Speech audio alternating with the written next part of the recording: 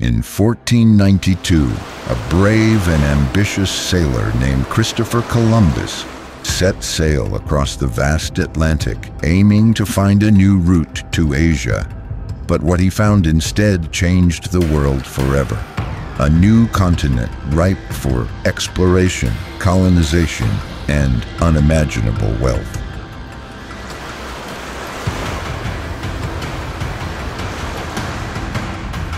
But Columbus's discovery wasn't just about triumph.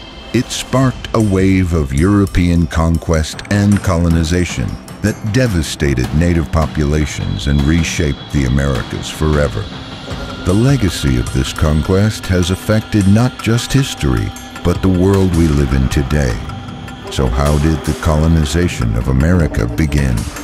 And what were the forces driving Europe to expand beyond its borders in the 15th and 16th centuries?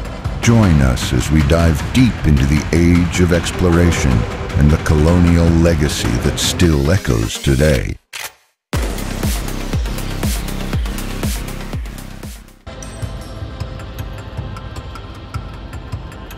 The stage for the European age of exploration was set long before Columbus. For centuries, Europe had relied on the Silk Road for trade with Asia. Its spices, silk, and precious metals were highly coveted. But in 1453, the Ottoman Empire took control of Constantinople, severing the east-west trade route and imposing hefty taxes on anything transported along the Silk Road. Suddenly, European nations faced a significant challenge: how to access Asia's riches without passing through the Ottoman-controlled region.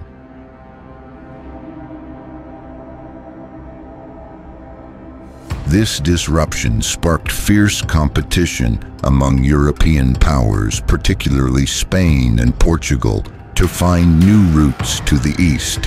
However, the solution wasn't just to find a route. It was to explore, conquer, and expand their empires. And that's when Columbus came into the picture.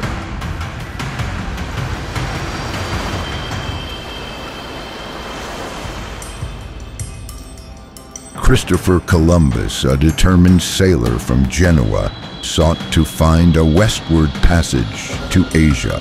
Initially rejected by Portugal, Columbus approached Spain in 1492, and with the backing of Queen Isabella and King Ferdinand, he was granted a fleet to embark on his first voyage. On August 3rd, 1492, Columbus set sail with 3 ships, the Santa Maria, Pinta, and Nina. After weeks of tension, fear, and dwindling supplies, Columbus and his crew finally made landfall on October 12, 1492, in what is today known as the Bahamas. Columbus believed he had found the islands of Asia, but what he had discovered was something far more significant: the New World.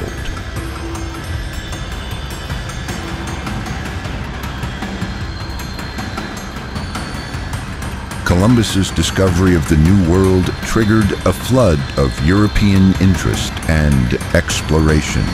Columbus's own reports back to Spain painted the indigenous people he encountered in a positive light, calling them generous and peaceful.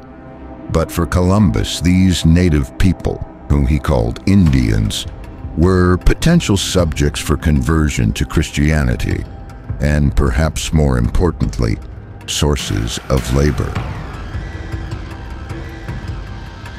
Upon returning to Spain, Columbus was celebrated as a hero, but what he didn't realize was the violent legacy he had begun, one that would lead to colonial domination and the decimation of entire civilizations. What had started as an attempt to find a faster route to Asia was about to turn into an exploitation of land and peoples that would last centuries.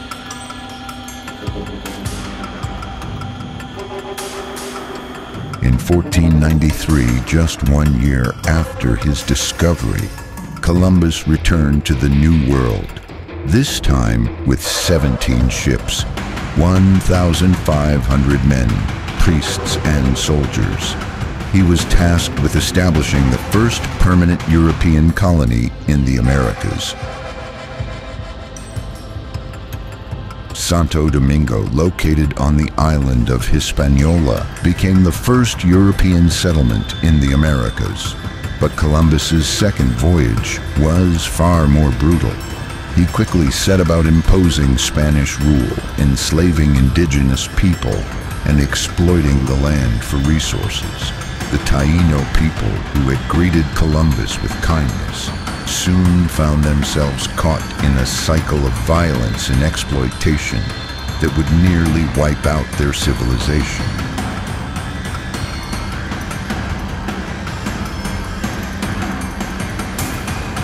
In the wake of Columbus's discoveries, Spain wasn't the only European power eager to claim new lands.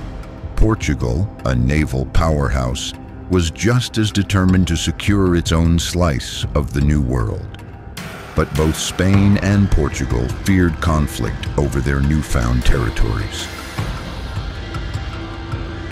In 1494, Pope Alexander VI stepped in, drawing a line down the middle of the Atlantic with the Treaty of Tordesillas. The treaty divided the world in two. Anything to the west of the line would be Spain's, and everything to the east belonged to Portugal. This agreement legalized both countries' claims to vast new lands, ensuring that Portugal could explore Africa and parts of Asia, while Spain focused on the Americas.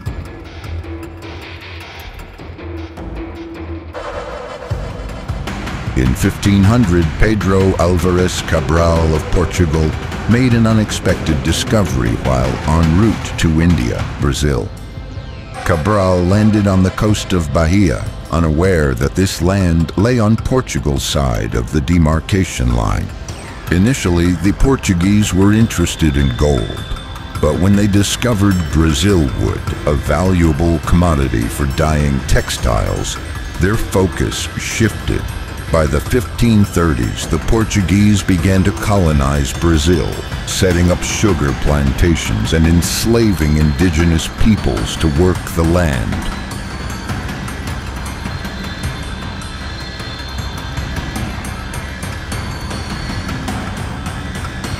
Meanwhile, Spain was focusing its efforts on Central and South America. The Spanish conquered Puerto Rico, Jamaica, and Cuba, but it was their encounter with the Aztec Empire in Mexico that would mark a dramatic turning point.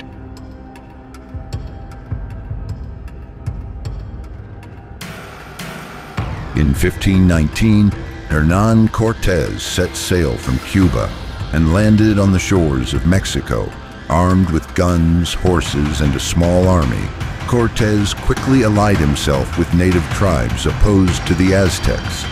In 1521, after a brutal siege and the deadly spread of smallpox, Cortés and his men captured the Aztec capital of Tenochtitlan.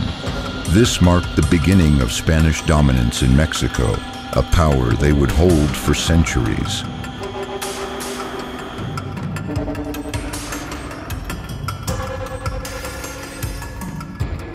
In the 1530s, the Spanish turned their sights to the Inca Empire.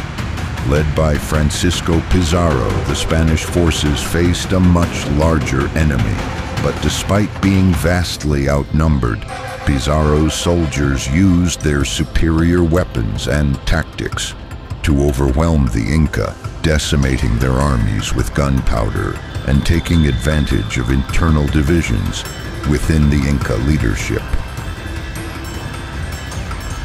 By 1533, the Spanish had captured the Inca emperor Atahualpa and claimed all of Peru. This paved the way for the Spanish to dominate most of South America. By the end of the 16th century, Spain was the undisputed leader in the New World, having secured vast territories from the southern tip of South America all the way to Florida. But the French, British, and Dutch were not far behind, and soon the stage was set for the European powers to collide as they fought for control over the Americas. The colonization of the New World was only just beginning, and the impact on indigenous populations was devastating. Over the next few centuries, millions of people would lose their lives, their cultures, and their lands. What do you think of the European colonization of the Americas? Was it an inevitable moment in history, or was it driven by greed and power? Drop your thoughts in the comments below, and don't forget to subscribe to Historical Edge for more untold history.